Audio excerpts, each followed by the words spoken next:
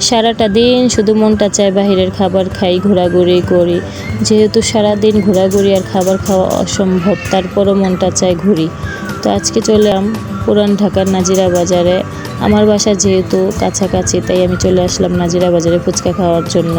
এই মামার ফুচকাটা খুবই মজা, 50 টাকা প্লেট নেয়। আর সাথেই তো থাকছে আনলিমিটেড টক। তো এখানে 6 রকমের টক আছে, যার যেটা পছন্দ বারবার নিয়ে খাওয়া যায়, এটা আমার কাছে বেশি ভালো লাগে। আসসালামু আলাইকুম সবাইকে, welcome to my page. Nazira বাজারে ফুচকা ও ফালুদা খেয়ে চলে আসলাম ওয়ারিতে। ওইখানে যেহেতু সবসময় প্রচুর পরিমাণে ভিড় থাকে, রাতের 1টা 2টা 3টা পর্যন্ত এখানে ভিড় থাকে। তো বাচ্চারা গরমে বিরক্ত হয়ে যাচ্ছিল, যেহেতু প্রচুর পরিমাণের গরম চলছে। তো বাচ্চাদেরকে নিয়ে চলে ওয়ারিতে, ওরা এখানে একটু খেলাধুলা করবে, খাওয়া দাওয়া করবে, তাই